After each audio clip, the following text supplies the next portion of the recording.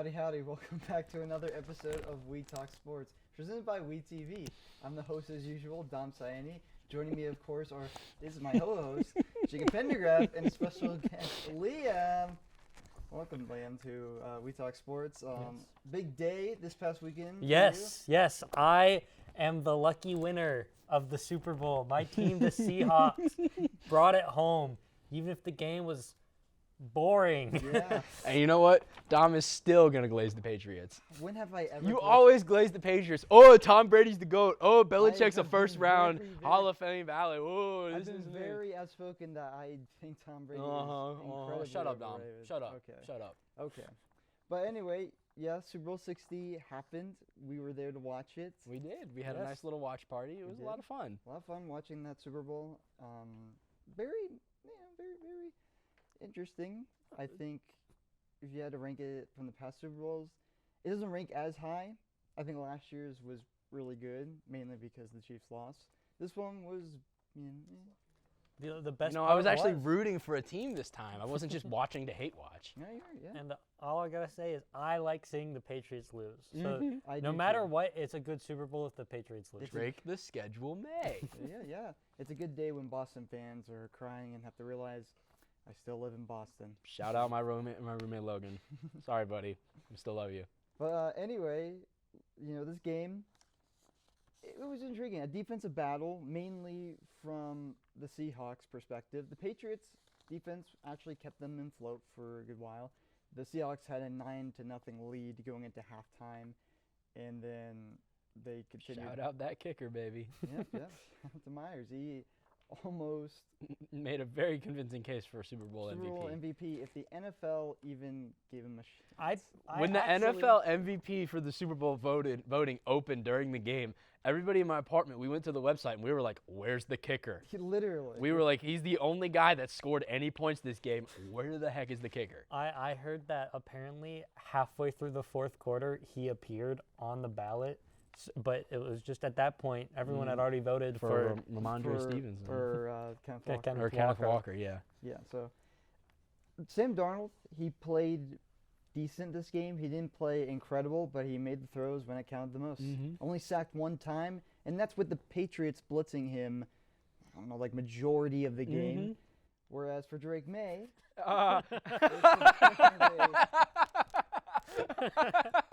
Hey, Will Campbell, go ahead and submit that application to Amazon, buddy. oh, there it is, yes. Will Campbell. You suck. Will Campbell, he had a bad game, and it was very abysmal. I mean, the Patriots offense going into halftime, I think it was Mike Tirico, the announcer, was like saying, "This has been a historically bad performance by the Patriots." Will Campbell allowed one fumble and then another fumble recovered for a touchdown. Actually, that's a INT. It was called a pick They six. called that a pick six. Yes. But no, I mean, Drake May didn't look good this game. He was- looked uncomfortable in the pocket. No, he did not. It was not all of his fault. I blame mainly the offensive line and just his lackluster of a receiving core, especially when Stephon Diggs and Mac Hollins are your two best. It's not looking Could good. have had Terry McLaurin and Debo Samuel. He could have had that. It But- still gives me a kick whenever Stephon Diggs started just spinning the ball when they I were know, down. when I was like, bro, you're down by 2 29 touchdowns, to bro. What are you 7. doing? 29 to So 7. with like 4 minutes left in the game, bro. Like, give it a rest. I know. Go to court. Straight to jail. So he has more important matters ahead of him. But come on, Hey, did dude. you guys hear him and Cardi B broke up? Did they? I don't know. I saw something on Okay. Instagram about it. Okay. But hey, I mean, it just doesn't stop for poor Stephon Diggs, man. I know, he leaves- Underperforming the Super Bowl, and now he's got court, and now he lost his girl. And It's a bad, very, very unlucky. Maybe the Patriots losing had something to do with it. I know it's like I can't remember what that clip was from, but there's a clip I think from a Fast and Furious movie about that. But- family. Not family. No, not family. But yeah, I mean, for this game, the Seahawks got their revenge. against the Patriots from Super Bowl 49, especially passing the ball on the 1-yard line. Luckily, I think the Super Bowl has done a lot of healing for that. And like the story in 2014 when they won their first Super Bowl, it was the defense. The defense pressured Drake May, getting to him quickly. And it felt like any time the Patriots got momentum, they immediately were sacked and pushed back even further and had to punt again. I mean, I will say one thing. The Patriots did not play aggressive in the Super Bowl. No, they did not. No, They not had- at all. They had opportunities to maybe go for it. Obviously, 4th and long, I understand punting, but like there were some like short scenarios where they're down like maybe 2 scores and they just did Yeah, and not. in that situation, you need to go for it. It's like, I mean, it's the Super Bowl. What do you have to lose? Playoff positioning? A draft pick? You're one position? Like, you're not risking much by going for it on 4th and short. Like, at this point, you really want your offensive coordinator and your head coach to be dialing up some more aggressive play calls. It's literally the Super Bowl on the line. Like, there's no excuse for that. No, Like, there is no excuse, and it's an opportunity, and I get it. The Patriots were overmatched. They had that schedule that, unfortunately for them, will be remembered through the playoff and run. they will not be performing as well as they did this year. Well, a lot of people say that they will have a step back. They will have a much more tougher schedule because, I mean, they were a Super Bowl appearance. So, Yeah. that's good. The schedule's going to reflect that. And I think a lot of people are going to see just how much of a product of the schedule Drake May is. Especially, I think we'll see a bit of not a sophomore slump, considering that this was a sophomore year. Junior year slump. More like a bit of a regression. I think with better teams and people having more film on this coaching staff in general, it will be interesting to see where the Patriots go.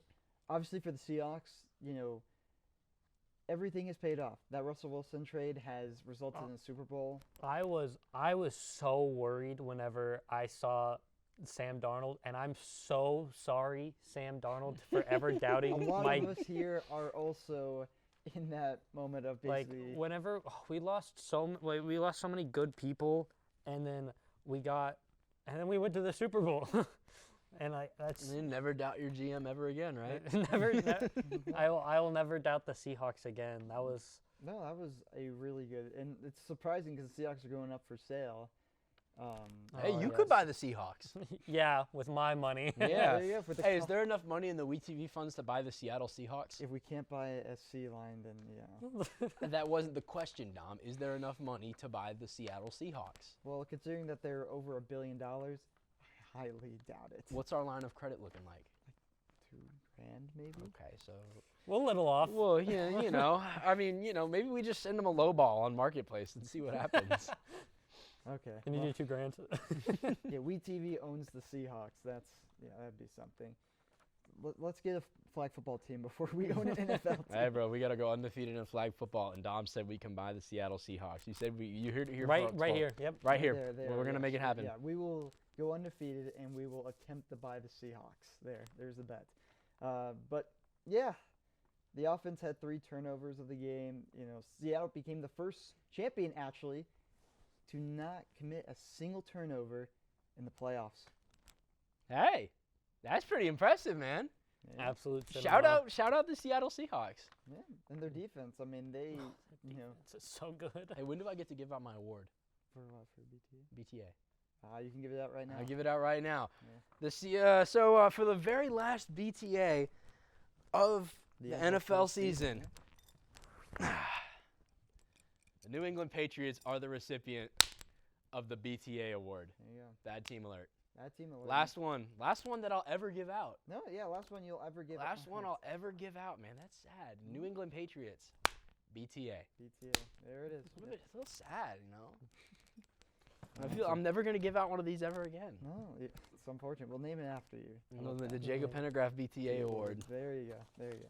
But yeah. Just a very. How do you feel about the commercials? Actually, I didn't remember any of them. I'm not a fan. You're not a they're fan? they're I think really a lot of bad. people did not like the commercials. They're this year. real No, bad. They weren't memorable. I like the tight end one. That one was funny. That one was I do remember that one. It's the one with the yoga and Yeah, the unclenching of the butt cheeks at the very end. but not much else. No, Yeah, no. there wasn't really a whole lot that was memorable. The commercials were definitely a low light. Not a lot of effort put in, I gotta Yeah. say. Yeah. So we just letting anybody buy a Super Bowl commercial. I now. Hey, know. do we have the budget to buy a WeTV Super Bowl commercial? Dude, it's like another $1 million. That wasn't the question. Oh, no, Jacob. We do Okay. not have the budget to really do anything with the NFL. I'm trying, folks. I'm trying, man. You see what I'm working with? I'm grabbing it $2,000, and that's what I got to work with. But moving on from the Super Bowl, let's talk about the off season for a little bit before we go off the air. And in the NFL season, we do have some NFL content to talk. But how can our teams improve going forward? Especially me and Pendy's teams here, since both of ours. You could have go first. I mean, dude, these draft targets are so unrealistic. No, yeah, I for was you. just looking at mock drafts and just like thinking like who would be available, and these are just what the so-called professionals think will happen. Are you but talking for about the professionals on Facebook? Twitter and Facebook? So No, they- he got two sources. two sources, no, and also the people at ESPN are very knowledgeable when it comes to draft prospects. They've never ever been wrong ever. No, they haven't. No, they haven't. But moving on. But look, my team, the Carolina Panthers, they had a really solid year, one that I will remember for a long time, because it was the first good year in a while. Since I was 12 years old, was the last time this team was good. And it's been a long time. Phone was here. You know, he's a little sicky, but you know, me and him had one of the best years as a Panther fan. For Alex, he finally became a Panther fan. You know, right time. They made the playoffs, so. Bandwagon. But the needs here are, of course, wide receiver, D-line, and linebacker. There's obviously now with Aquanu being out possibly for a good majority of the year, tackle will be a need. So I think they go after that. But for this draft, I think tight end or a defensive player. I think they need to get solidify their tight end position. And I think this draft could be important. But they have also the most space, surprisingly. Even though it's 18th out of the league, it's the most space in their division. So South is Yes. looking rough. it's very rough, but they can make some good moves. Obviously, players will get better going into the You camp. have 11 million in cap space, and you have the most in your division. Yeah. Yeesh. The Saints are still like not even above. Saints are still in debt. Yeah, they're still in debt. And the Falcons have Kirk Cousins' contract that's Well, still. I've heard they're gonna drop him. They're gonna drop So him. keep so an eye that's out for taking that. effect. I think. What is it for the Bucks? They're not far behind, but they still have a lot of guys on contract, especially with that defense. The Panthers have some draft capital to work with, so they could move around in the draft. Do and get- you? They do. They have. It's Some, 11 mil, bro. That's not a lot. well, I'm saying draft cap, not cap. Oh, cap space. Yeah, draft capital. So they have a lot of ways to move in the draft. I think they can make some big splash plays and get some important players. It'll be hard with the 11 million, but I think a lot of restructuring could go into effect because I know Robert Hunt's contract is eating up some of that, and they can restructure it a ton this offseason. And obviously, was it Coker is going to get re-signed because he is a restricted free agent, so he's bound to get re-signed by the Panthers. And yeah, we'll see where it goes. Everyone's going to return, especially with the Raiders hiring Kubiak. So, Clint Kubiak. but moving. How do you to- feel about that? We'll Oh, actually man. get to him in a second. Let's Yeah. talk about you. First of all, you got my our draft pick wrong. We What have is- the 7th. You have the 7th? Okay. No, we don't have the 8th. Okay. Yeah, in terms of needs, we need to get younger, and we need more talent, and we needed it like this season. I think that became very apparent when we lost our starting quarterback and wide receiver and all of our corners, and yeah, it was not a good season. We do have a lot in cap space to work with over $67 million in cap space. Which is 6th in the NFL. First round draft pick, the 3rd round, a 5th, a 6th, 2 6th, and a 7th. I would like to see either Caleb Downs or Ruben Bain. Both of those positions we definitely needed. I think maybe we take Von Miller to another 1-year contract and have him mentor one of these rookie edges, kind of turn him into like a monster. I would love to see Caleb Downs because that's going to be a day one difference maker for our secondary, which we saw was lacking. I don't think we need to draft a tight end. I think our tight end market for free agent, I mean, you got Kyle Pitts, Isaiah Likely, and who else? Shoot. For this market, I don't know. Is Mark Andrews? I think. No, Mark Andrews isn't re-signed. I would like to see either Likely or Kyle Pitts. I think both of those guys are the kind of the perfect build for a receiving tight end. They're big enough so that the safeties are too short. They're fast enough that they have receiver speed and agility. They're gonna be a decent throwing threat.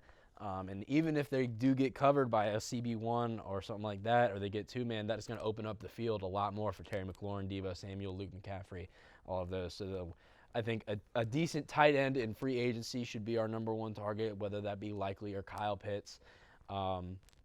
Obviously, with the guys we have on staff, Zach Ertz, getting gruesomely injured, I think he could be retiring, and I think it would be good. He had a pretty productive season, and I think that he did very well, and while I would be sad to see him go, I think that, his time might be going on. Picking up a linebacker, I wouldn't be upset about maybe Carnell Tate,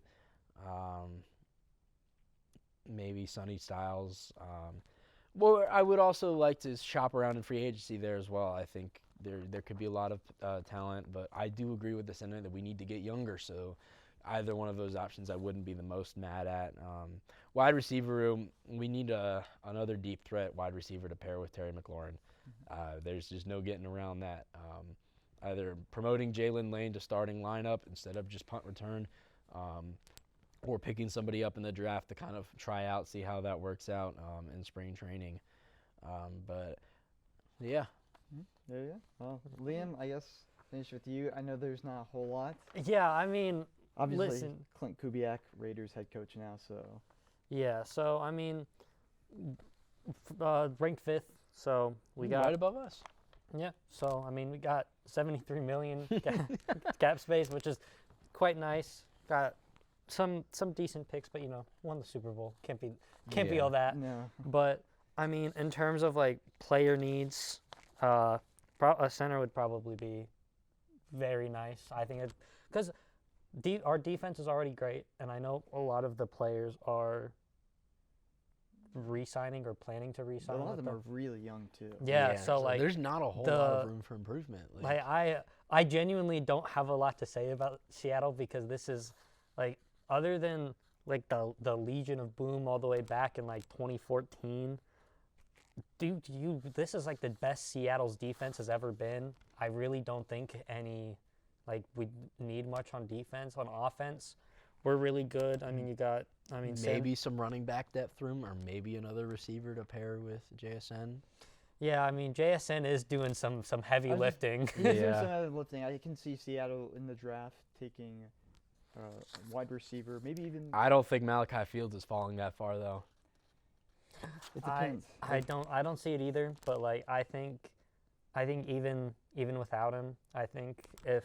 There's a lot of really good wide receiver talent in this draft. This draft has a ton of depth. I mean, there's not a whole lot in the way of quarterback, but we lose in quarterback, we're making up with receivers. I mean, Like, yeah, especially there's when some talented and receivers. if you've got a good quarterback like my goat Ginger Jesus, I think we're good on that front. I don't know about you guys, but And I think you have the perfect balance of older veteran receivers to pair with the potential new receivers coming in the draft and free agency, so you can have those mentors. You got Cooper Kupp and JSN, so having that perfect balance between young and old, I think. you have especially with Rashid Rahid, he was really good at the trade deadline, and that kind of saved you in terms of also helps you with special teams. He's been a huge factor there, and he's kind of the deep threat that they kind of need, not to push much pressure on JSN. And obviously Kupp's not the fastest receiver, but one of the best route runners. yes. But no, there really isn't anywhere Seattle can go in terms of if they get better, that's insane. And That's if they stay the same, I'm looking forward to another great season. I'm in love with that defense. Every time I see a sack, I mean, how many sacks was it in the Super Bowl? 6? 6. 6 sacks in the Super Bowl. I mean, I know the Patriots' offensive line was not great, but that's still very impressive. But yeah, I think we're a very good all-around team. I think maybe the offense could get a little more rounded, but other than that, I mean, we're going places. Yep, you guys are. But that will do it for today's episode of We Talk Sports. A little bit of a shorter one. A lot of things to plan out for the next episode of We Talk Sports. Thank you guys so much for watching, and thank you guys so much for being with us through the NFL season. Jacob's last NFL season on WTS. Hopefully you'll stop by next semester yeah, as a guest guest. appearance, yeah. Yeah. So, but thank you guys so much. Thank you, Liam, for joining Yeah, me for thank today's you for episode. Having me. I'm very excited to be here and get to glaze the Seahawks. Yeah. We also want to say thank you, Owen Fleming. He can't be here. He's not feeling the best. We wish him a very speedy recovery, and he'll be back on here whenever he's feeling better. And yeah, our thoughts are with Owen right now, but he's doing just fine. So, but that's gonna do it. Thank you guys so much for watching, and as always, Go Go Cats, Cats. baby.